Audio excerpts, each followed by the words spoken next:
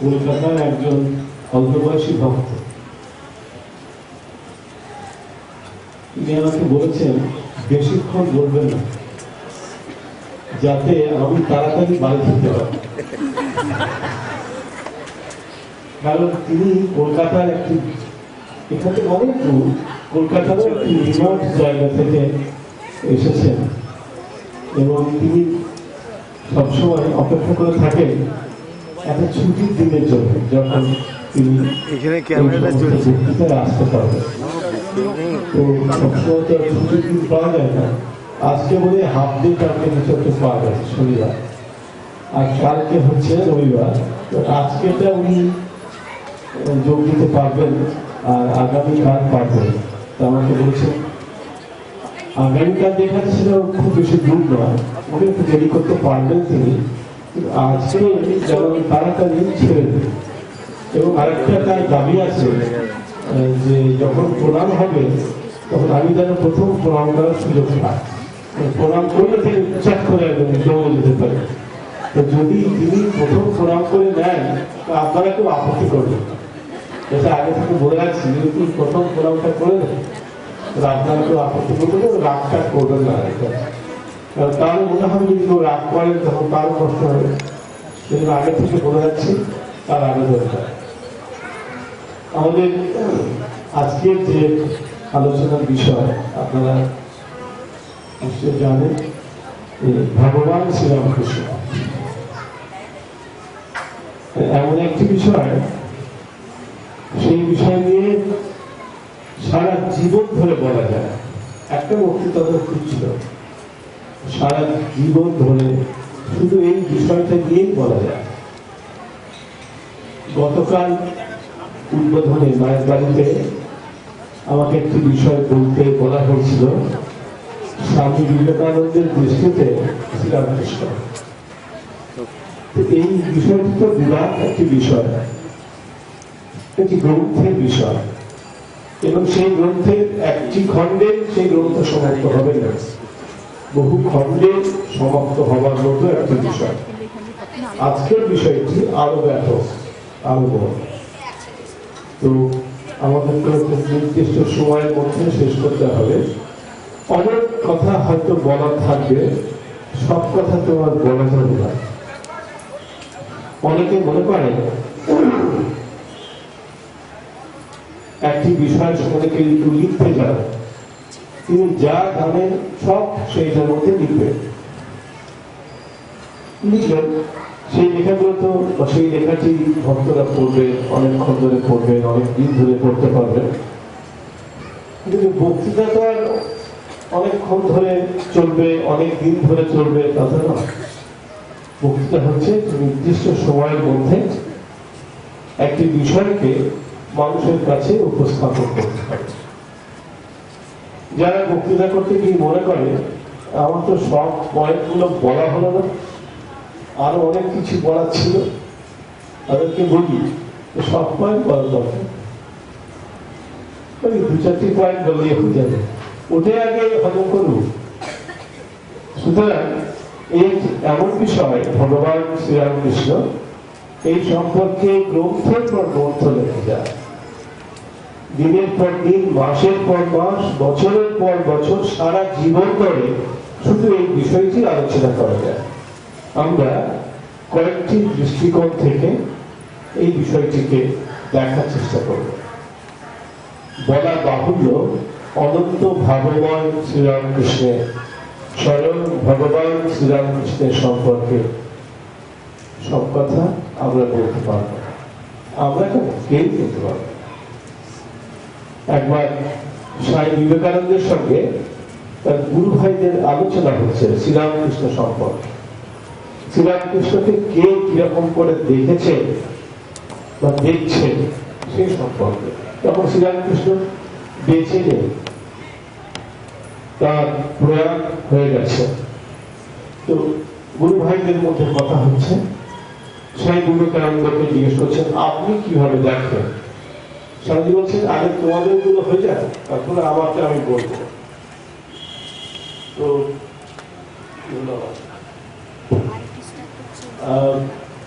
স্বামীজি বলছেন, আমি যখন শ্রীরামকৃষ্ণের কথা ভাবি তখন আমার একটি কথাই মনে হয়, শ্রীরামকৃষ্ণ হচ্ছেন মূর্তিমান প্রেম। ভগবান তো প্রেমময়, ভগবান হচ্ছেন প্রেমময়। ওই যে আপনারা আরাত্রিক ভজন খণ্ডন ভববন্ধন জগবন্দন বন্দিতময় আপনারা যেটি করেন, গান করেন, তার মধ্যে থেকে আছে শ্রীরামকৃষ্ণকে স্বামী বিবেকানন্দ বলছেন চির উন্মদ প্রেম পাথা। চির উন্মদ প্রেম পাথা। পাথা মানে সমুদ্র। উন্মদ মানে যে সমুদ্র তার বেলাভূমিকে অতিক্রম করে যায়। যারা আপনারা সমুদ্র দেখেছেন তারা জানেন সমুদ্র কখনো তার তীরকে প্লাবিত করে না, অতিক্রম করে না। সমুদ্রের বিরাট বিরাট ঢেউ, হয়তো দোতলা তিনতলা বাড়ির সমান উঁচু ঢেউ উঠে আসছে, মনে হচ্ছে এই বুঝি সব ভাসিয়ে দিয়ে যাবে, কিন্তু না, একটা সীমা অব্দি এসে ওখানেই পড়ে যায়, তারপরে আর অতিক্রম করে না। সাধারণ নিয়ম অনুসারে অতিক্রম হতেই পারে, সাধারণ নিয়ম অনুসারে সমুদ্র কখনো তার বেলাভূমিকে অতিক্রম করে না, সমুদ্রের তরঙ্গ রাশি। কিন্তু শ্রীরামকৃষ্ণ সম্পর্কে বিবেকানন্দ বলছেন শ্রীরামকৃষ্ণ হচ্ছেন চির উন্মদ প্রেম পাথা। শ্রীরামকৃষ্ণ একটি সমুদ্র। কিসের সমুদ্র? প্রেমের সমুদ্র, ভালোবাসার সমুদ্র। আমরা ভগবানকে বলি করুণার সমুদ্র, করুণা সাগর, করুণার বরুণালয়। বরুণালয় কি সমুদ্র? করুণার বরুণালয় ভগবানকে আমরা বলি। বিবেকানন্দের কাছে শ্রীরামকৃষ্ণ স্বয়ং ভগবান তো ছিলেন। কালকে উদ্বোধনে বলছিলাম, স্বামী বিবেকানন্দ বলছেন ভগবান তো ছোট কথা, শ্রীরামকৃষ্ণ হচ্ছেন ভগবানের বাবা। আমরা ভগবান শ্রীরামকৃষ্ণ সম্পর্কে আলোচনা করতে যাচ্ছি। এখানে স্বামী বিবেকানন্দ বলছেন ভগবানের বাবা ছিলেন শ্রীরামকৃষ্ণ। চির উন্মদ প্রেম পাথা। শ্রীরামকৃষ্ণ হচ্ছেন সেই প্রেম সমুদ্র, যে সমুদ্র চিরকাল সব সময় উত্তাল হয়ে আছে, বেলাভূমিকে অতিক্রম করে চলে যাচ্ছে। তার প্রেম কোন সীমা মানে না, কোন গণ্ডি মানে না, কোন সীমানাকে সে গ্রহণ করে না। তাই হচ্ছেন চির উন্মদ প্রেম পাথা। ভগবান সম্পর্কে আমরা বলি তিনি হচ্ছেন প্রেমের সমুদ্র, প্রেমময়। এবার স্বামীজি বলছেন যখন শ্রীরামকৃষ্ণকে আমি ভাবি তখন আমার মনে হয় শ্রীরামকৃষ্ণ ছিলেন, শ্রীরামকৃষ্ণ আছেন, শ্রীরামকৃষ্ণ থাকবেন। কি হয়ে? মূর্তিমান প্রেম হয়ে।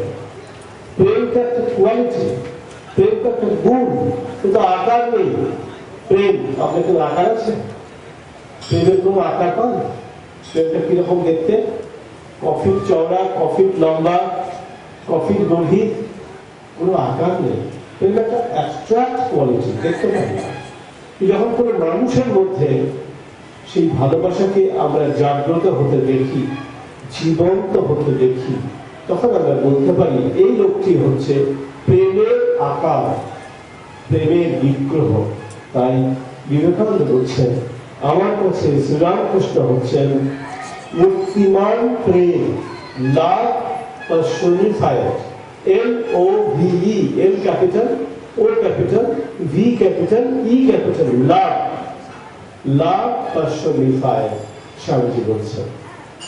পাশাপাশি আরেকজন গুরু ভাই স্বামীজি, তার নাম স্বামী তুরিয়ান হরি মহারাজ। তিনি কি বলছেন? তিনি বলতে পারছেন শ্রীরামকৃষ্ণ কি, শ্রীরামকৃষ্ণ কত শক্তিবান, কত ঐশ্বর্যবান, বলতে পারছেন না। বলতে গিয়ে তিনি পুষ্পদন্তের সেই বিখ্যাত শিবমহিম্ন স্তোত্র আপনারা জানেন, সেই শিবমহিম্ন স্তোত্রের একটি অংশ তিনি আবৃত্তি করছেন। সেখানে বলা আছে অসিত গিরি সমন স্যার গজ্জলন সিন্ধু পাত্রে সুর তরু বড় শাখা সুরে তরু বড় শাখা লিখতি যদি সারদা সর্বকালম তদপি তব গুণানাম ঈশ পারম ন ইয়াতি। মানে কি? অসিত গিরি সমংসা, অসিত মানে কালো, নীল, গিরি মানে পাহাড়, নীল অথবা কালো হিমালয় পাহাড় যদি সমংসা, সম মানে কালী, কালী যদি হয় হিমালয় গোটা পাহাড়টা ওই কালী পাহাড় হয়ে যায়, ওখান থেকে তুলে নিয়ে এসে কালী বানাতে পারো না, যদি গোটা হিমালয় পাহাড়টা কালী হয়ে যায়। আর যদি গোটা এই সমুদ্র যদি দোয়াত হয়, যে দোয়াতের মধ্যে কালীটা থাকবে, সমুদ্র যদি দোয়াত হয়, আর সুরে তরুবল শাখা মানে পারিজাত বৃক্ষ, স্বর্গের বিরাট পারিজাত বৃক্ষ, কল্প বৃক্ষ, সেই মহান বৃক্ষটি যদি কলম হয়, আর লিখবে কে? সারদা লিখতি যদি গৃহীত্বা সারদা সর্বকালম, সারদা মানে সরস্বতী, যদি স্বয়ং সরস্বতী ওই কলমটা হাতে নিয়ে ওই সমুদ্ররূপ দোয়াতে ওই হিমালয় পাহাড়ের গোটা পাহাড়টা কালি করে দিয়ে ওই কলমটাকে ডুবিয়ে যদি লিখতে শুরু করেন, কতদিন লিখবেন? সর্বকালম, যুগ যুগ ধরে যদি লিখতে থাকে। তদপি তব গুণানাম, তাহলেও তোমার মহিমা ঈশ হে ভগবান পারম নয়াতি, পার পাওয়া যাবে না, থই পাওয়া যাবে না, সীমাকে স্পর্শ করা যাবে না। এই হচ্ছে শ্রীরামকৃষ্ণ সম্পর্কে তার এই ত্যাগী সন্তানের একটি ধারণা। শ্রীরামকৃষ্ণ সম্পর্কে বলে লিখে কেউ শেষ করতে পারে, অথচ আমাদেরকে এই ভগবান শ্রীরামকৃষ্ণের কথা বলে লিখে শেষ করতে হয়, অন্তত এই কয়েক মিনিটের বক্তৃতায় বলে শেষ করতে হবে। আমি কোথা থেকে শুরু করতে পারি সেটাও আমার ধারণার মধ্যে নেই, যেখানে খুশি হয়ে যায়। শ্রীরামকৃষ্ণ হচ্ছেন মিছরির রুটি, শ্রীরামকৃষ্ণের ভাষায় মিছরির রুটি, যেদিক থেকেই খান, সোজা করেই খান, ডাকা করেই খান, সামনে থেকেই খান, পিছন থেকেই খান, মাঝখান থেকে খান, যেখান থেকে খান সব মিষ্টি লাগবে। এই ভগবান শ্রীরামকৃষ্ণ যে জায়গা থেকে আপনি ধরুন, সেখান থেকেই তার ভগবান সত্তাকে আপনি পেয়ে যাবেন। একটু আগে বলছিলাম, বিবেকানন্দ বলছেন শ্রীরামকৃষ্ণ হচ্ছে ভগবানের বাবা। শ্রী অরবিন্দ শ্রীরামকৃষ্ণের একটি জন্মদিনে কিন্তু পত্রিকা সম্পাদন করতেন বাংলায়, সেই পত্রিকার নাম হচ্ছে ধর্ম। তিনি 3টে পত্রিকা সম্পাদন করেছেন অরবিন্দ। একটি হচ্ছে বন্দে মাতরম ইংরেজিতে, একটি কর্মযোগী ইংরেজিতে, একটি বাংলায় ধর্ম বলে একটি পত্রিকা। অরবিন্দ বাংলা জানতেন না, বাঙালি ছেলে, 6 বছর বয়সে লন্ডনে তাকে নিয়ে যাওয়া হয়েছিল। তারপরে অনেক ICS পরীক্ষা টরীক্ষা দিয়ে ফিরে এসেছিলেন লন্ডন থেকে, বাংলা কিছু জানতেন না, বলতে পারতেন না, লিখতে পারতেন না। সে অরবিন্দ ভারতবর্ষে ফিরে আসার পরে বাংলা শিখলেন, সেই বাংলায় অসাধারণ বক্তৃতা করতেন এবং বাংলা লিখতে শুরু করলেন, অসাধারণ বাংলায় লিখলেন। সেটি অসাধারণ বাংলায় গ্রন্থ আছে অরবিন্দের, আপনাদের প্রত্যেকের পড়া উচিত। কারা কাহিনী, অরবিন্দের নিজের হাতে লেখা কারা কাহিনী এই গ্রন্থের নাম। যাই হোক, ধর্ম নামে একটি বাংলা পত্রিকা তিনি সম্পাদনা করতেন। একদিন শ্রীরামকৃষ্ণের জন্মতিথি পড়েছে, সেই দিনের ধর্মের যে সংখ্যা তিনি বের করেছেন, সেই সংখ্যায় তিনি লিখছেন, আজ শ্রীরামকৃষ্ণের জন্মদিন। শ্রীরামকৃষ্ণকে জানো? অরবিন্দ বলছেন, শ্রীরামকৃষ্ণকে জানো? দেহধারী ভগবান, ভগবান দেহ ধারণ করে পৃথিবীতে এসেছেন। শ্রীরামকৃষ্ণ হচ্ছেন দেহধারী ভগবান। তারপরে বলছেন শ্রীরামকৃষ্ণ হচ্ছেন সর্বভূতান্তর্যামী ভগবান, সর্বভূতান্তর্যামী ভগবান।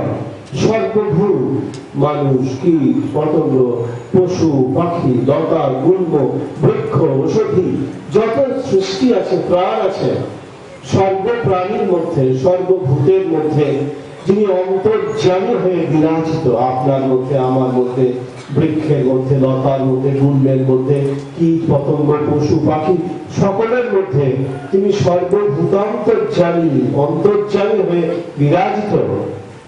শ্রীরামকৃষ্ণ হচ্ছেন সেই সর্বভূতান্তর্যামী ভগবান। বিবেকানন্দের কথা নয়, রামকৃষ্ণের কোন শিষ্যের কথা নয়, অরবিন্দের কথা বলছেন। প্রথম শ্রীরামকৃষ্ণ এসে এই ভারতবর্ষকে জাগ্রত করেছেন, নতুন পৃথিবীতে নতুন চেতনা দান করেছেন। তিনি নবযুগে নব অবতার, শ্রীরামকৃষ্ণ বলছেন। এবং ওই যে সম্পাদকীয় সেখানে বলছেন, তিনি হচ্ছেন অতীত সমস্ত অবতারের সমষ্টি। যত অবতার আগে এসেছেন, সে অবতারের পুনরাবির্ভাব নয়, পুনঃপ্রকাশ নয়, তিনি সমস্ত অতীত অবতারের, পূর্বগ সমস্ত অবতারের তিনি হচ্ছেন সমষ্টি স্বরূপ, এগ্রিগেট। সবাইকে মিলিয়ে দেওয়া হবে, সব তিনি একা। যত অবতার সমষ্টি সবার, অরবিন্দ বলছে সব অবতারের সমষ্টি। শ্রীরামকৃষ্ণ সম্পর্কে অরবিন্দ বলছে, বহুমানব উপাধ্যায় ওই বিবেকানন্দের সঙ্গে একসঙ্গে পড়তেন স্কটিশ চার্চ কলেজে। পরে বিবেকানন্দের সঙ্গে পথে বিরোধ হয়, বিবেকানন্দ অন্য পথে চলে যায়, আবার বিবেকানন্দের কাছে ফিরে আসে। কিন্তু কখনো রামকৃষ্ণের কাছ থেকে তিনি সরেন। তিনি কতগুলো পত্রিকা সম্পাদনা করছেন, তার মধ্যে একটি হচ্ছে স্বরাজ, বৈপ্লবিক পত্রিকা। তখনকার দিনে ভারতবর্ষের মুক্তি সংগ্রামীদেরকে এই পত্রিকা খুব উদ্দীপ্ত এবং অনুপ্রাণিত করত। এই স্বরাজ পত্রিকা শ্রীরামকৃষ্ণের জন্মতিথি উপলক্ষে বঙ্গবন্ধু উপাধ্যায় সম্পাদকীয় লিখেছেন। সেই সম্পাদকীয় নাম দিয়েছেন নরদেবতা, শ্রীরামকৃষ্ণ সম্পর্কে নরদেবতা। এবং বলছেন তুমি দেবতা, মানুষের রূপ ধারণ করে পৃথিবীতে এসেছ। তুমি ভগবান, তুমি মানুষের রূপ ধারণ করে পৃথিবীতে এসেছ। মনে রাখবেন, তুমি কিন্তু রামকৃষ্ণের শিষ্য নয়, বরং রামকৃষ্ণকে অনেক দিক থেকে বাজাই করে যাচাই করে নিয়েছে। একসময় বিবেকানন্দের বিরোধিতা করেছে, বলে আবার বিবেকানন্দের কাছে ফিরে এসেছে। তিনি বলছেন রামকৃষ্ণ তুমি একাধারে রাম এবং কৃষ্ণ। তুমি স্বয়ং বিষ্ণু, নারায়ণ, যার অবতার যুগে যুগে পৃথিবীতে আসে। নারায়ণেরই অবতার আসে বলে আমরা বিশ্বাস করি, ভগবান বিষ্ণু বা নারায়ণের। বলছেন দাপরের যে বিষ্ণু রাম এবং কৃষ্ণ রূপে অবতারণ ঘটেছিল, তুমি একাধারে সেই রাম ও কৃষ্ণ কি নহ করে কোশ্চেন দিচ্ছেন। তুমি তো অর্থাৎ এই কোশ্চেন করে কি, এই কোশ্চেন অ্যাফার্মেশন, হ্যাঁ তুমি তাই। তেতাই তিনি রাম রূপে আবির্ভূত হয়েছিলেন, তারপরে তিনি কৃষ্ণ রূপে আবির্ভূত হয়েছিলেন। ভগবান বিষ্ণু বা নারায়ণের অবতার রূপে তুমি এক শরীরে, এক আধারে, একসঙ্গে সেই রাম আর কৃষ্ণ তুমি নহ কি? তারপরে বলছেন তুমি দরিদ্রের ছদ্মবেশে এসেছ, নিঃস্ব নিত্য ব্রাহ্মণের ছদ্মবেশে এসেছ, নিরক্ষরের ছদ্মবেশে এসেছ। তুমি কি মনে করেছো তুমি ছদ্মবেশ ধারণ করলেই তোমাকে চিনতে পারবো? বলছেন তুমি নিরক্ষরের ছদ্মবেশে এসেছ, দরিদ্রের ছদ্মবেশে এসেছ, রিক্ত নিঃস্বের ছদ্মবেশে, নিঃসঙ্গরের ছদ্মবেশে এসেছ। তাহলে কি তোমাকে ধরতে পারবো না দেবতা? তুমি তো স্বয়ং ভগবান। তিনি ঘোষণা করছেন। অরবিন্দের কথা আমি আগে বলেছি, আর কত কথা অরবিন্দ বলেছেন, বলে শেষ করা যাবে না। এরা সবাই বলছেন শ্রীরামকৃষ্ণ হচ্ছেন ভগবান। এবার শ্রীরামকৃষ্ণ নিজে কি বলছেন? যে মানুষটি কোনোদিন আমি বললেন না, আমাকে বললেন না, আমার বললেন না, তিনি কোনোদিন আমি আমার এই অহংকারের কথা বললেন না, তাকে যদি কেউ ভগবান বলতো তিনি বিরক্ত হতেন। তার সঙ্গে কেশবচন্দ্র সেন পত্রিকায় লেখালেখি করছেন, খুব বড় বড় কথা বলছেন, বিরাট মানুষ, চৈতন্যের পরে এমন মানুষ আর জন্মদেশে আসেননি, ঈশ্বরের অবতারণ এরকম পুরুষের মধ্যেই ঘটে ইত্যাদি বলছেন।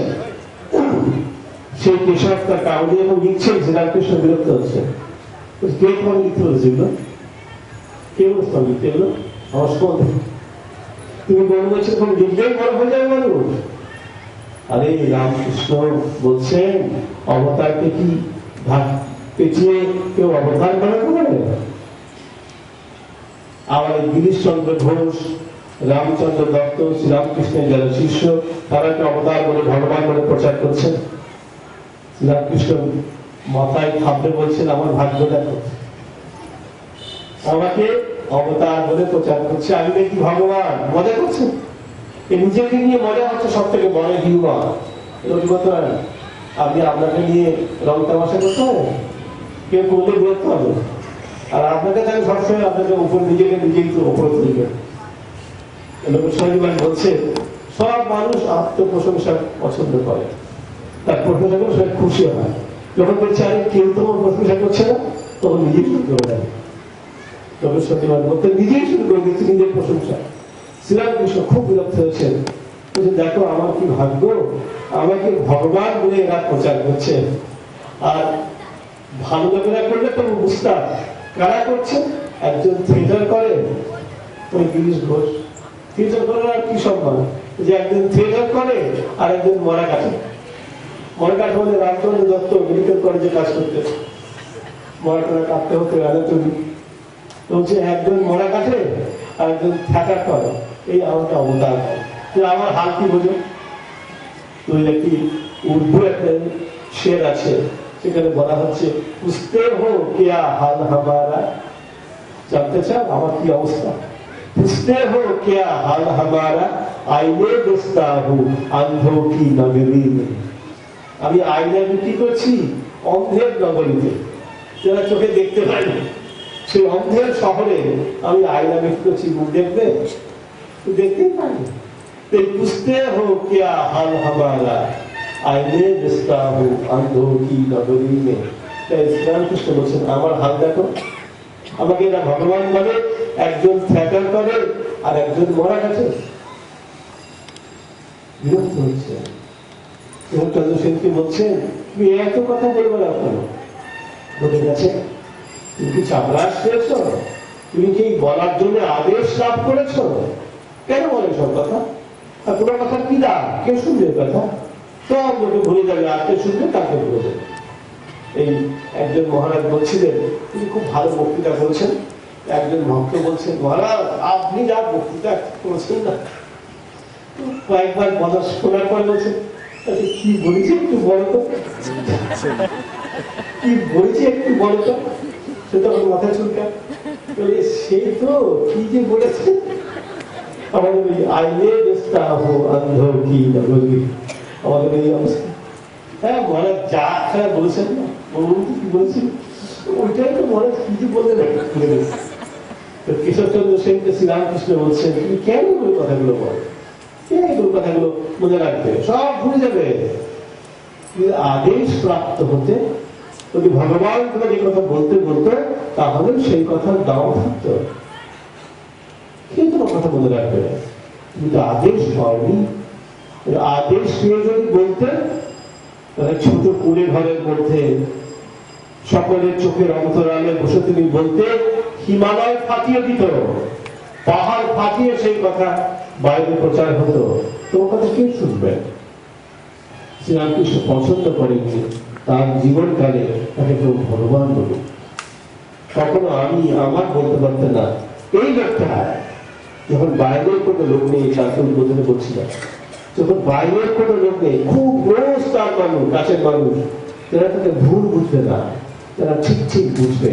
তাদের মধ্যে একজন হচ্ছেন শ্রীম, তিনি কথামৃত জগৎকে উপহার দিয়েছেন। এখন তো বুঝতেই পারছেন এই সীমার মতো অন্তরঙ্গ শ্রীরামকৃষ্ণের বেশি ছিল না। একদিন দক্ষিণেশ্বরের পঞ্চবটিতে শ্রীরামকৃষ্ণ আছেন, ওই মাস্টারমশাই ওরকম আরো দু একজন খুব অন্তরঙ্গ শ্রীরামকৃষ্ণের আছেন। শ্রীরামকৃষ্ণ হঠাৎ ভাবাবেশ হলো, কিছু বলবেন। মাস্টারমশাই বলছেন কথা নিতে পারবেন, কিসের বলবেন, একটা গোপন গভীর কথা কিছু বলবেন বলে মনে হচ্ছে। শ্রীরামকৃষ্ণ বলছেন এখানে বাইরের কোনো লোক নেই, হেলা তালা চালা চণ্ডী মন্দির বাইরের কেউ নেই, তোমরা আমার অন্তরঙ্গ, তোমাদের কাছে একটি গোপন গুচ্ছ কথা বলবো। বলতে যাচ্ছিলেন লোকের কাছে প্রচার করতে যেও না, তোমরা জেনে রাখো। বলতে তো হবে কারো কারোর কাছে, জানবে কি করে, কারো কারোর কাছে নাম লোক বুঝবে কি করে, শুনবে কি করে। যেমন ব্রহ্মচারী অক্ষয় চৈতন্য মহারাজকে আপনারা হয়তো কেউ কেউ দেখে থাকবেন, খুব বড় সাধু, মায়ের জীবন লিখেছিলেন, মায়ের মন্ত্র শিষ্য ছিলেন। তিনি থাকতেন পানিহাটিতে, গঙ্গা তীরে আশ্রম করে থাকতেন। তিনি মিশনের ব্রহ্মচারী বা সন্ন্যাসী ছিলেন না, প্রথম দিকে ছিলেন, পরে চলে গেছিলেন। খুব ভালো উন্নত আধ্যাত্মিক জীবন ছিল তার। আমি যখন উদ্বোধনে আছি, একজন লোককে দিয়ে আমাকে খবর পাঠালেন যে তুমি একটু আমার সাথে গান করো। আমি তো চিনি না, ওর নাম আমরা জানি, ওকে আমরা খুবই শ্রদ্ধা করি। মায়ের জীবনী লিখেছেন, অসাধারণ সেই জীবনী, আরো কত গ্রন্থ লিখেছেন। আমাকে তুমি চিনবেন আমি জানি না, ঘর পাঠালে ওকে একটু আসতে বলা হয়েছে। আমি প্রথম দিন শুনলাম ভুল করেছেন, অন্য কাউকে বলেছেন, আমাকে বলেছেন, আমি জানি। আবার আবার লোক পাঠিয়েছেন, কি হলো তুমি দেখা করছো না আমার সাথে। এবং কয়েকবার বলার পরে আমি ওর কাছে পানিহাটিতে গেছি, ওই আশ্রমে সারদা মন্দির, খুব সুন্দর মায়ের মূর্তি আছে, এখন শরীর নেই, শরীর চলে গেছে। আমি গেছি, প্রণাম করলাম। কেন আপনি আমাকে দেখেছেন? আপনাকে আমরা সবাই জানি, কিন্তু আপনার তো আমাকে জানার কথা না, আর আমি জানো কিছু কথা বলি জানি। প্রণাম করলাম, কেন দেখেছেন? আমার কাছে কিছু গোপন কথা আছে, যেগুলি আমি জানি, অনেক নতুন তথ্য আছে যেগুলি এখনো প্রকাশিত হয়নি। সেগুলো প্রকাশ করা কখনো যাবে না, অত্যন্ত গোপন তথ্য সংবাদ আমার কাছে আছে, কখনো প্রকাশ করা যাবে না। কিন্তু আমি মনে গেলেই তো সেই তথ্যগুলি শেষ হয়ে যাবে, সেজন্য আমি তোমার কাছে গচ্ছিত রাখতে চাই। তোমাকে বলে যাবো, তুমি কাউকে বসতে পারবে না। আবার যখন তুমি মরে যাবে তখন কাউকে বলে যাবে, থাকে হারিয়ে না যায়। এই গোপন তথ্য অজ্ঞাত থাকা উচিত নয়, একজন দুজনই জানা দরকার। তোমার কাছে রেখে গেলাম, তুমি যখন মারা যাবে তার আগে কাউকে বলে যাবে। এই যে বলে যেতে হয়, জানবে কি করে? এই যে কারো কারো কাছে স্বরূপ প্রকাশ করতে হয়।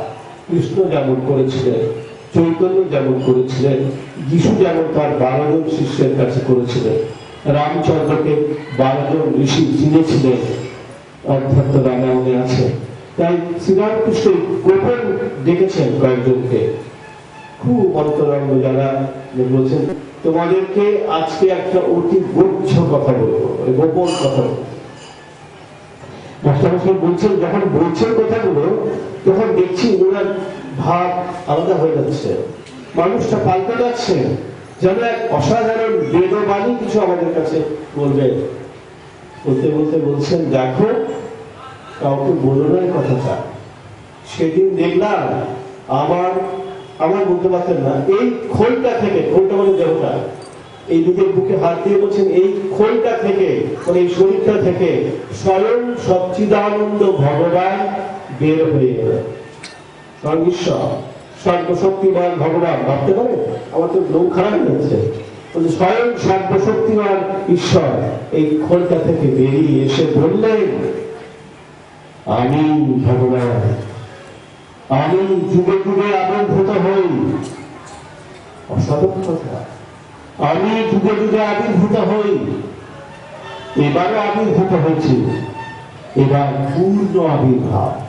অসাধারণ কথা, এবার পূর্ণ আবির্ভাব, 1 ফোঁটা 2 ফোঁটা 4 ফোঁটা 15 ফোঁটা নয়, পূর্ণ কমপ্লিট ফুল ম্যানিফেস্টেশন, ফুল নয়, ফুলনেস ম্যানিফেস্টেশন।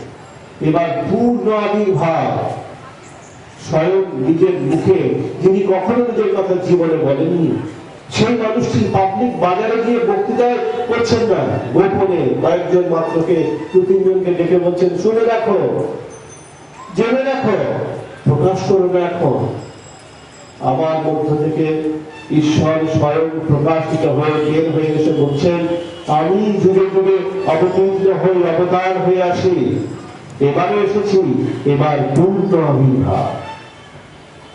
ভাগবতের মধ্যে শ্রীকৃষ্ণের কথা আমরা পাই, গোটা বইটাই শ্রীকৃষ্ণের জয়গান ঘোষণা করছে, এবং সেখানে বলছে, ভাগবতকার বলছেন, এতে চাংশ কলা পুরুষ কৃষ্ণস্তু ভগবান স্বয়ং। যত অবতার আগে এসেছেন তারা কেউ সেই সর্বশক্তিমান ঈশ্বরের একটি অংশ, কেউ একটি কলা অংশ, যেমন চন্দ্রকলার কলা, এক কলা দু কলা করে চাউল বাড়ে, যেমন কলা বলে চন্দ্রকলা। কেউ সেই সর্বশক্তিমান ঈশ্বরের একটি অংশ নিয়ে পৃথিবীতে এসেছেন, কেউ তার কড়া শক্তি নিয়ে এসেছেন, অর্থাৎ সামান্য শক্তি নিয়ে এসেছেন। আর কৃষ্ণ কি নিয়ে এসেছেন? ভাগবতকার বলছেন, কৃষ্ণস্তু ভগবান স্বয়ং, স্বয়ং সর্বশক্তিমান ঈশ্বর কৃষ্ণের মধ্যে প্রকাশিত হয়েছেন। ভাগবতকারের কথা, কৃষ্ণ তো বলছেন, কৃষ্ণদের কথা বলছেন না, ওনারা বলছেন কৃষ্ণ স্বয়ং ভগবান। এখানে শ্রীরামকৃষ্ণ নিজের মুখে বলছেন, আমি স্বয়ং ঈশ্বর, স্বয়ং ভগবান। আমরা বিশ্বাস করতে পারি না। আমাদের অবিশ্বাস, আমাদের সংশয়, আমাদের যুক্তি, আমাদের বিচার, আমাদের নাস্তিকতা আমাদের সর্বশান্ত করে দিচ্ছে। বিবেকানন্দ তার নিজের জীবন দিয়ে রামকৃষ্ণকে প্রতিদিন পরীক্ষা করেছেন। যতদিন রামকৃষ্ণ বেঁচে ছিলেন, প্রায় জীবনের শেষ মুহূর্ত পর্যন্ত তিনি রামকৃষ্ণকে ছাড়েননি, রামকৃষ্ণকে পরীক্ষা করেছেন, তিনি সত্যিই কি ভগবান। সেই সব পরীক্ষায় শ্রীরামকৃষ্ণ একদম মোর দেন 100% নম্বর দিয়ে পাস করে গেছে। শেষ পর্যন্ত বিচার করেছেন সেই বিবেকানন্দ রামকৃষ্ণের তিরোধানের পরে সমস্ত মানুষের কাছে যেন করজোড়ে বলছেন, হে মানব, ইহা বিশ্বাস করো। শ্রীরামকৃষ্ণের স্বয়ং ভগবান, সর্বশক্তিমান ভগবান অবতার বলিষ্ঠ এবার পৃথিবীতে ওই দরিদ্র নিরক্ষর ব্রাহ্মণের ছদ্মবেশে আবির্ভূত হয়েছে। বিশ্বাস করতে কষ্ট হয়, বিশ্বাস করতে পারবে না মানুষ। তবু তোমাদের সকলের হয়ে আমি তার পরীক্ষা নিয়েছি, এবং পরীক্ষার ফল কি তোমাদের কাছে আমি ঘোষণা করছি।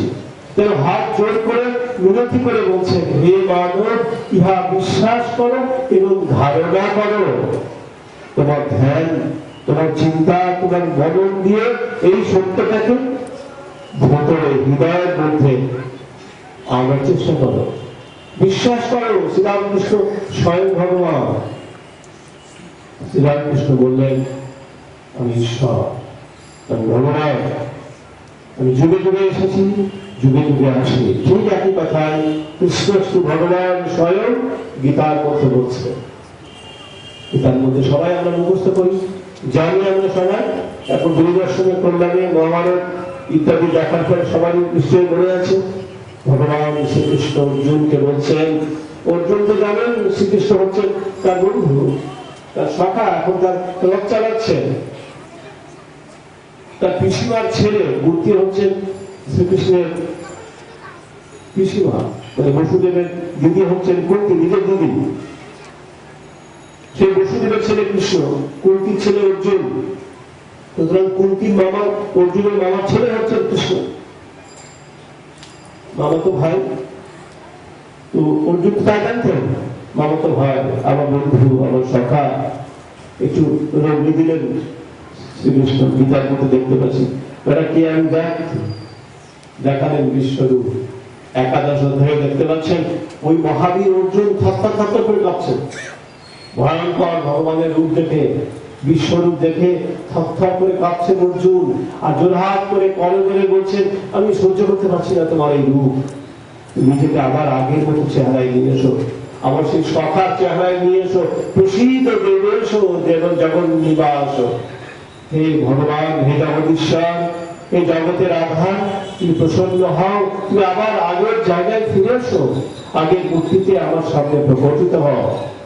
ভগবান বলছেন অন্য অধ্যায় 11 অধ্যায় না, यदा यदा हि धर्मस्य ग्लानिर्भवति भारत अभ्युत्थानमधर्मस्य तदात्मानं सृजाम्यहं परित्राणाय साधूनां विनाशाय च दुष्कृतां धर्म संस्थापनार्थाय सम्भवामि युगे युगे। भगवान বলছেন, কৃষ্ণ বলছেন না, কৃষ্ণের মধ্যে তিনি সর্বশক্তিমান ভগবান আবির্ভূত হচ্ছেন, তিনি বলছেন যুগে যুগে আমি আসি, যুগে যুগে আমি আসবো, সম্ভবামি যুগে যুগে, যখনই প্রয়োজন হবে তখনই আমি আসবো। তাই শ্রীরামকৃষ্ণ বলছেন, আমি আসবো, আমি এসেছি, আবার আসবো। বিবেকানন্দের বলছিলাম চিরকাল পরীক্ষা, পরীক্ষার শেষ হচ্ছিল। যখন শ্রীরামকৃষ্ণের শরীর আর চলে যাবে, একদিন দুদিন বাকি আছে, আপনাদের সকলের পড়া আছে,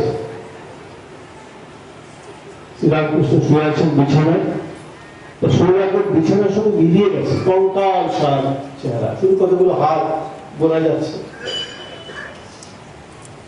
নরেন্দ্রনাথ পায়ে হাত বোলাচ্ছেন, আর হাত বোলাতে বোলাতে ভাবছেন এই লোকটা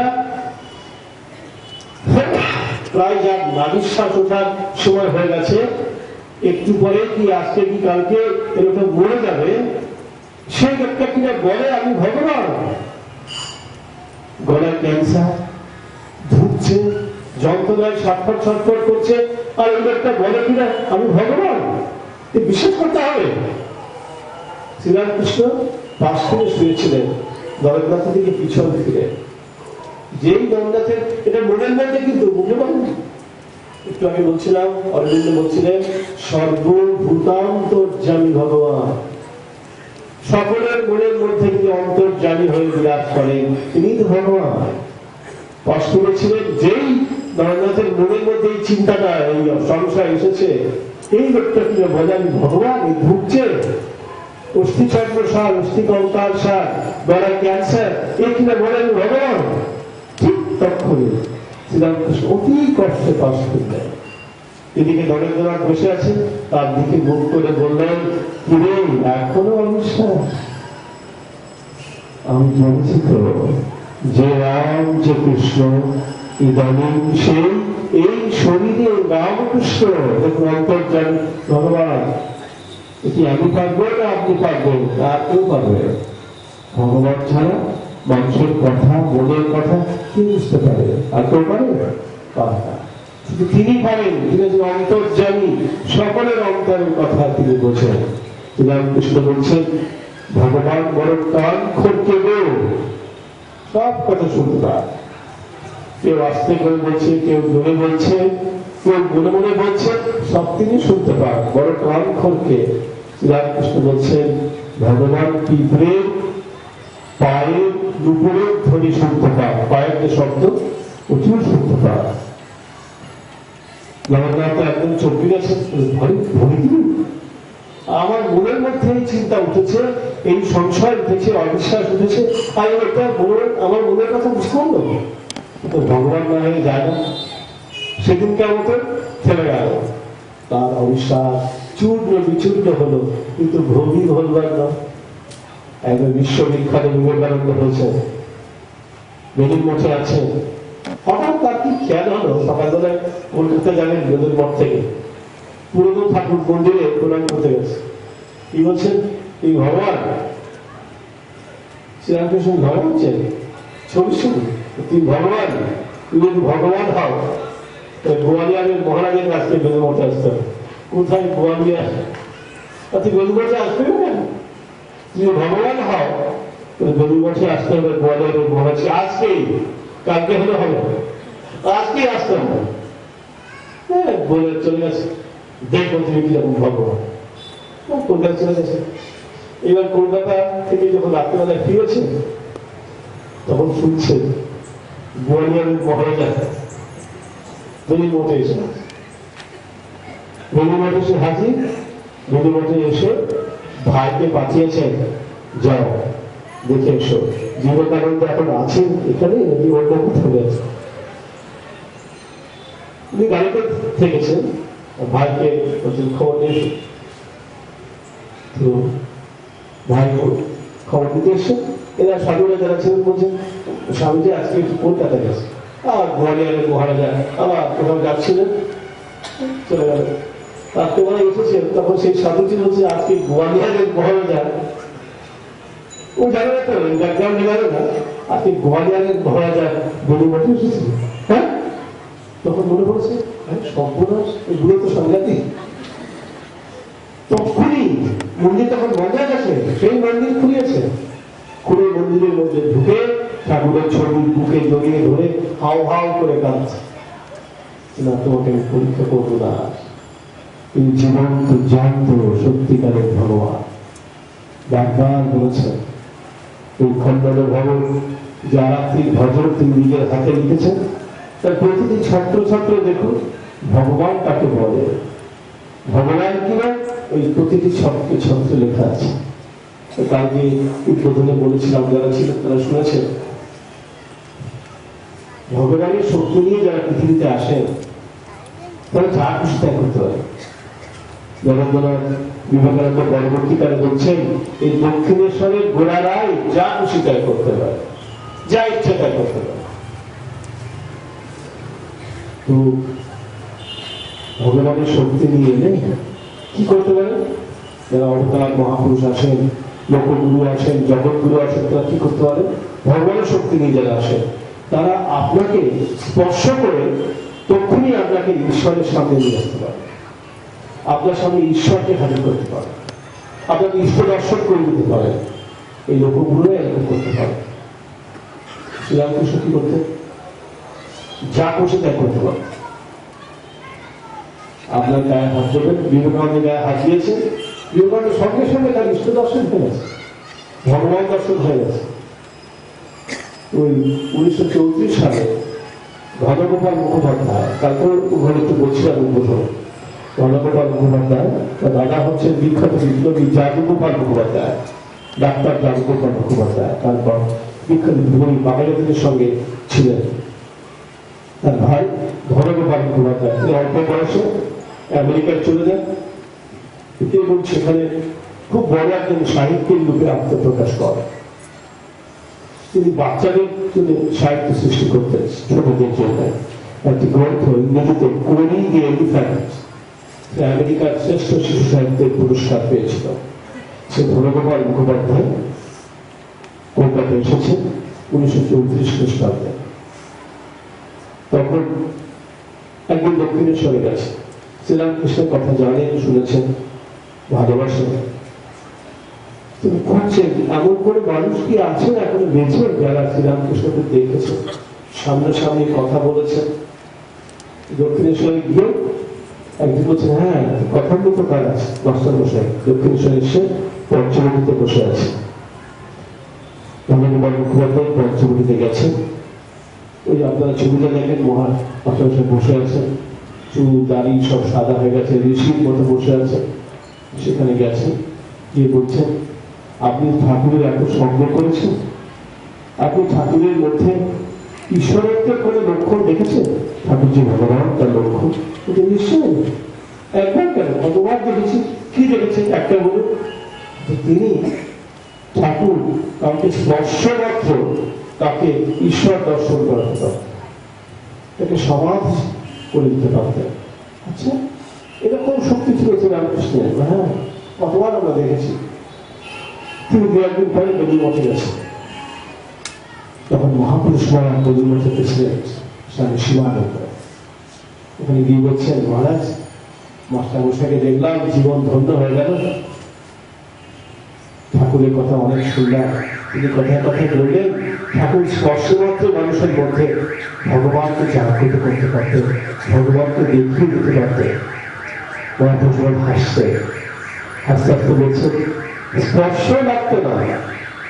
হ্যাঁ, ওকে স্পর্শ মাত্র কতবার মানুষকে তিনি চৈতন্য দিয়েছেন, কিন্তু আমরা দেখেছি স্পর্শ করতে হতো না। তাহলে কি করতে বলছেন? তাকাতে, কারোর দিকে শুধু তাকাতেন, দৃষ্টি মাত্র, স্পর্শের প্রয়োজন হতো না। স্পর্শ তাকে ছুটে হচ্ছে, ছোঁয়ার দরকার নেই, দৃষ্টি মাত্র তাকাতে, তাতেই তার মধ্যে ভগবান জাগ্রত হতো। স্বামী সর্বানন্দ মহারাজ বলছেন, শ্রীরামকৃষ্ণ শেষের দিকে বলেছিলেন, মায়ের কৃপায় আমার মধ্যে যে শক্তি এসেছে, তাতে আর আমাকে স্পর্শ করতে হবে না, আমাকে তাকাতেও হবে না। কি করবো? আমি লোককে বলবো তোরা তাকা, তোরা স্পর্শ করে দে, তাতেই লোকের চৈতন্য হয়ে যাবে। খন্ডনা ভব বন্ধন ওই আরাত্রিক ভজন অসাধারণ, তারপরে লেখা আছে দীক্ষণে যায়। গান তো গান মানে বোঝে, হ্যাঁ হ্যাঁ গান গিয়ে যাবো, গান গান চিন্তা করে ভগবান থাকবে যায়, মানে বোঝেন দেখবে ওর একটা কথা আছে, দীক্ষণে মোহজা, তাকাবে, তাকালে আপনার জন্ম জন্মান্তরের সব মোহ অন্ধকার তক্ষুনি ধরিষ্ঠা। কি অপরিমেয় অপরিসীম ঐশ্বরিক শক্তি নিয়ে শ্রীরামকৃষ্ণের আবির্ভাবকে বিশ্বাস করবে। শ্রীরামকৃষ্ণ বলতেন, মা কালী বেশি দিন আমাকে রাখবে না। কেন? এই ভুলে ভালা সরল পাতলা লোকে পেয়ে সব উজাড় করে বের করে নেবে, সব দিয়ে দিন, সেজন্য তাড়াতাড়ি দিয়ে যাবে। গিরিশ ঘোষ বলেছিলেন, তুমি যে ভগবান সে আমি নিজেকে দেখে বুঝতে পারছি, তুই আমাকে পার করছি যখন, ভগবান ছাড়া কারণ ক্ষমতা নেই। আমি সমস্ত দুনিয়ার সব পাপগুলো করেছি, তা সত্ত্বেও তুমি আমাকে উদ্ধার করেছো, তো তুমি যে ভগবান এ বিষয়ে কোনো সন্দেহ নেই। এবং শেষের দিকে একটু দুঃখ ছিল গিরিশ ঘোষে, একটু আফসোস করতে, বলে আমি যদি জানতাম ঠাকুর, তো আরো বাকি যে কটা পাপটা ছিল ওগুলো করে আসতাম, কারণ জানি তো তুমি পরে পাপ করবে আমাকে। গিরিশ ঘোষ বলছিলেন, তুমি ভগবান। শ্রীরামকৃষ্ণ কিন্তু বলছেন, গিরিশ তুমি আমাকে ভগবান বলো, আমার তো গলায় ক্যান্সার, গলা দিয়ে রক্ত পড়ছে, খেতে পারি না, তবু তুমি আমাকে ভগবান বলবে? 100 বার বলবো, আরেকবার বলবো, ভগবান তুমি রক্ত বমি করতে করতে বলে দাও আমার সামনে, তবে আমি সারা দুনিয়াকে ডেকে হেঁটে বলবো তুমি ভগবান, তুমি ভগবান, তুমি ভগবান। এ তোমার ছদ্মবেশ, তুমি এক্ষুনি চাইলে তোমার অসুখ অসুখ সব কোন দিকে ভালো হয়ে যাবে, তুমি তো চাইবে না। তুমি আমার জন্য অপরাধ, এই আমার অপরাধ নিয়ে তুমি গলায় তোমার এত বিশুদ্ধ পবিত্র দেহ, তারপর তুমি ব্যাধি এসেছে। তুমি ভগবান তো কে ভগবান? তুমি ভগবান। ঠাকুর একদিন গেছেন সুরেন্দ্রনাথ মিত্রের বাড়ি। এই কথাটি বলে আমি আজকে আমার ভাষণ শেষ করব, কারণ আমি কথা দিয়েছি তো, আগে ছাড়তে হবে, আগে প্রণামপত্র দিতে হবে, এটা বলে শেষ করবো। শ্রীরামকৃষ্ণ গেছেন সুরেন্দ্রনাথ মিত্র তার প্রিয় গৃহী ভক্তের বাড়িতে। সুরেন্দ্রনাথ মিত্র ধনী অর্থবান মানুষ, কিন্তু অনেক টাকা খরচ করে একটি দামি কার্পেট কিনেছেন, কাশ্মীরি কার্পেট। কথা বলতে পারবেন, কাশ্মীরি কার্পেট কিনেছেন অনেক টাকা খরচ করে, খুব দামি শতরঞ্চি কিনে নিয়ে এসছেন। শ্রীরামকৃষ্ণের ভক্তরা আসবেন, শতরঞ্চি পেতে দিয়েছে, ভক্তরা এসে বসছেন, আর ওই শতরঞ্চি একটা জায়গাতে কেন্দ্রস্থল, সেই মাঝখানটাই দামি কার্পেটটাকে পেতে দিয়েছে, পাশে তাকিয়া বালিশ টালিশ দিয়েছেন, ওখানে শ্রীরামকৃষ্ণ বসে, সব খুব দামি দামি জিনিস। শ্রীরামকৃষ্ণ এসে ওর ঘরে প্রবেশ করেছেন, সুরেন্দ্রনাথ মিত্রকে নিয়ে যাচ্ছে, চলুন বসবে। বসে ওই যেখানে কার্পেট পাতা আছে, কাশ্মীরি কার্পেট, খুব দামি, তাকিয়া বালিশ সব দেওয়া আছে, বলছে আপনি এখানটায় বসুন। শ্রীরামকৃষ্ণ হচ্ছে ওই শতরঞ্চিতে কারা ভক্তরা, আমি ওখানে বসবো। তো সবাই ওখানে বসছে, ওই সাধারণদের সঙ্গে তিনি গিয়ে বসেছেন। সুরেন্দ্রনাথ বলছেন এইখানটায় বসে দামি কাটবে, আপনার জন্য কাশ্মীর থেকে আমি কিনে এনেছি। আমি ওখানে তো মনে খুব লাগলো, আমি ওকে দেখানো থেকে নিয়ে নেবো। আমার কত টাকা আছে মনে মনে হচ্ছে, আমার কত টাকা আছে, টাকা খরচ করে দামি কাশ্মীরি কার্পেট দিয়ে এসেছি, বুঝলেন না? সকলের সামনে আমাকে উপেক্ষা করে ওই শতরঞ্জিতে বসলেন। খুব অহংকার অভিমান লেগেছে, খুব রাগ হয়েছে। খানিকক্ষণ পরে ভক্তেরা অনেক বেশি সংখ্যায় এসেছে, শ্রীরামকৃষ্ণ কীর্তন করছে, উঠে দাঁড়িয়ে কীর্তন করছে, খোল কীর্তন করে, খোল বাজিয়ে করতাল বাজিয়ে সংকীর্তন হচ্ছে। শ্রীরামকৃষ্ণ পরিণাম করছেন এবং নাচছে। একটা তো ফেলিওর হয়েছে, তারপরে বসাতে পারেনি। এবার উনি খুব দামি রজনীগন্ধার মালা কিনে নিয়ে এসছে নিউ মার্কেট থেকে, খুব দামি, অনেক টাকা খরচ করে নিয়ে এসছে। এবার যখন কীর্তন করছে তখন ওই মালাটা গিয়ে ওখানে গলায় পড়াতে গেছে। গলায় যেই পড়াতে এসেছে, শ্রীরামকৃষ্ণ কিন্তু নাচছে, নাচতে নাচতে যেই পড়াতে এসছে টপ করে মালাটাকে ধরে নিয়েছে, গলায় পড়ে। মালাটাকে নিয়ে নেবেন, করলেন না, কি করলেন? মালাটাকে নিয়ে দূরে ছুঁড়ে ফেলে দিলেন, এক করে বড় দূরে ছুঁড়ে ফেলে দিলেন। এইবার তো একদম সকলের সামনে এরকম বিয়ের হয়ে গেল, সব চলে গেল। খুব অভিমানে লেগেছে, খুব রাগ করে দুমদুম করে পা ফেলে একদম হলের বাইরে চলে গেল। গিয়ে হলের বাইরে একটা বারান্দায় ওখানে বসেছে, একদম রাগে ফসফস করছে। হ্যাঁ, গরিব বাবু, ভেতর থেকে সব মাল বেরিয়ে আসছিল। ওই যে গরিব বাবু, টাকা কখনো দেখেছেন? কত টাকা খরচ করে দামি কার্পেট কিনেছিলাম, বসলেন না? কত টাকা খরচ করে দামি মালা কিনে এলাম, গলায় দিলে না, ছুঁড়ে ফেলে দিলাম সকলের সামনে। রাত দেশের বাবু এসব জিনিসের মর্ম কি বুঝবে? কত টাকা দিয়ে কিনেছি, এটা ফসফস করছেন আর গজরাচ্ছেন।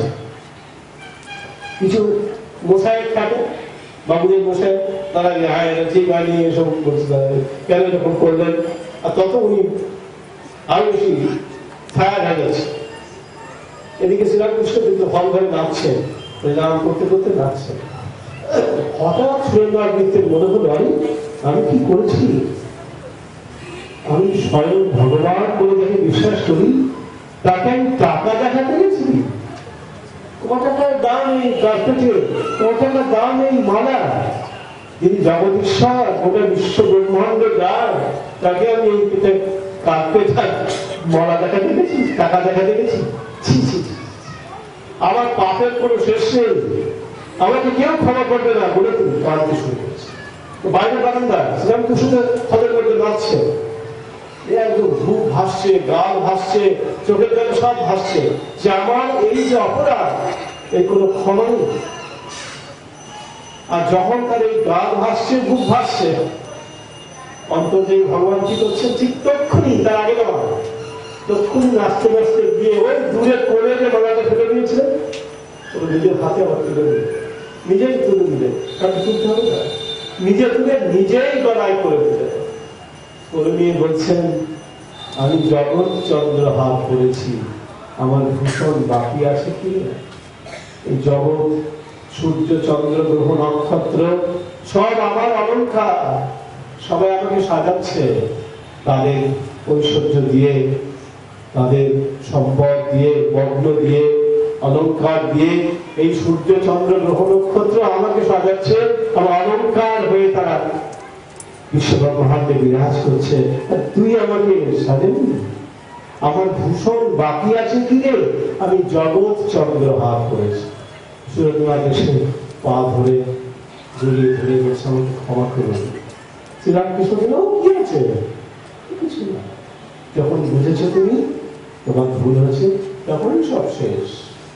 ভগবান সব ক্ষমা করে, সব ক্ষমা করে। 100টা অপরাধ করুন, সব ক্ষমা করবে। আর আমরা একটা অপরাধ করতে হবে, সে কি অপরাধ করলে বাবা মা 14 গোষ্ঠীর একদম শেষ করে দিয়েছে। এখানেই শ্রীরামকৃষ্ণের ভগবান, কোনো অহংকার নেই, সম্পূর্ণ অহংকার। আর অন্তর্জামিত হচ্ছেন ভগবানের একটি ঐশ্বর্য, ভগবানের সম্পদ অন্তর্জামিত।